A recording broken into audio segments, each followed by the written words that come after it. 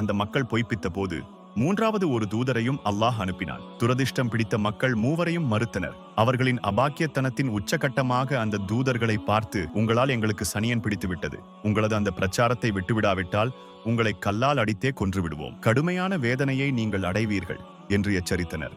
அதற்கு இறை தூதர்கள், எங்களால் எந்த சனியனும் பிடிக்கவில்லை. உங்கள் சனியன் எல்லாம் உங்களுடன் தான் இருக்கின்றன. எங்கள் பொறுப்பு உங்களுக்கு சத்தியத்தை தெளிவாக ஏத்தி வைப்பதுதான். நீங்கள் வரம்பு மீறிய கூட்டமாக உள்ளீர்கள் என்று தமது பிரச்சாரத்தை தொடர்ந்தனர். அந்த மக்கள் அந்த தூதர்களை கொலை செய்ய முற்பட்டனர். அப்போதுதான் தகவல் அறிந்த அந்த ஹபீபூரின் எல்லையில் இருந்து ஓடி வந்தார். அவர் தனது மக்களை பார்த்து, மக்களே, இந்த இறை தூதர்கள் சொல்வதை கேளுங்கள். அவர்கள் உங்களிடத்தில் எந்த பிரதிபலனையும் எதிர்பார்க்காமல் சத்தியத்தை சொல்கிறார்கள். அவர்களை பின்பற்றுங்கள் என்று கூறினார். இது கேட்ட மக்கள், நீயும் அவர்களுடன் சேர்ந்து கொண்டாயா எனக் கேட்டனர். இந்த கேள்வியை தனக்கு சாதகமாக பயன்படுத்தி அவர் சத்தியத்தை தெளிவாக கூறினார்.